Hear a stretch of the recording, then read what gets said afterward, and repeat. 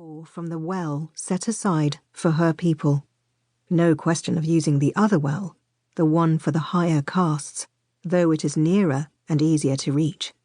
People have died for less. Smita makes herself ready, does Lalita's hair, kisses Nagarajan. Then she takes the rush basket that her mother carried before her. The very sight of it makes her retch. The hateful basket, with its persistent, acrid, indelible smell. The thing she carries with her all day, her shameful burden. A punishment, a curse, for something she did in a past life.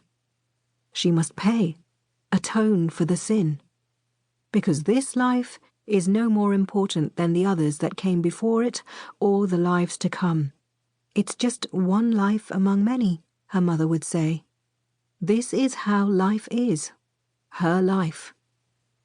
This is her dharma, her duty, her place in the world. A task handed down from mother to daughter for generations.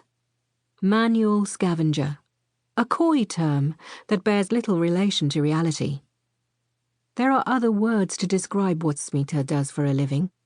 She collects other people's shit, removing it barehanded from the dry latrines, using only a stiff reed brush and a metal scoop, all day long.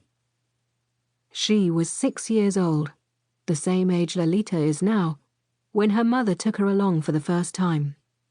Watch, then you will do the same. Smita remembers the smell that assaulted her, sharp and violent as a swarm of wasps, an unbearable, bestial stench. She had vomited on the side of the road. "You'll get used to it," her mother said. She had lied. You never get used to it. Smita learned to hold her breath, to live without breathing. "You must breathe freely," the village doctor told her. "See how you're coughing. You must eat." Smita lost her appetite long ago. She no longer remembers what it is to feel hungry. She eats little, the strict minimum, forcing it down in spite of herself every day. And yet, the government promised toilets right across the country.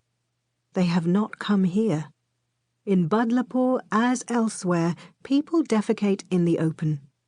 The ground is filthy everywhere, the streams and rivers, the fields, polluted with tons of excrement. Sickness spreads like wildfire. The politicians know it.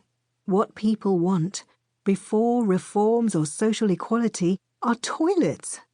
The right to defecate with dignity. In the villages, many women are forced to wait until nightfall to go out into the fields, exposing themselves to the risk of attack. The most fortunate have a corner set aside in their yard or at the back of their house, a simple hole in the ground, euphemistically described as a dry latrine. These are the latrines that the Dalit women come to empty every day, barehanded. Women like Smita. She begins her rounds at about 7 o'clock in the morning. Smita takes her basket lined with ashes, her scoop, and her stiff reed brush. She has 20 houses to empty every day, no time to lose. She walks along the side of the road, eyes lowered, her face hidden in her scarf. In some villages, Dalits are forced to wear crow's feathers as a mark of their status. Elsewhere, they must walk barefoot. Everyone knows the story of the Dalit who was stoned merely for wearing sandals. Smita enters the houses by the door reserved for her kind, at the back. She mustn't cross the path of the people living there, let alone speak to them. She is not only untouchable, she must be invisible too. By way of a salary, she receives leftover food, sometimes old clothes tossed onto the floor for her to pick up. No touching, no looking.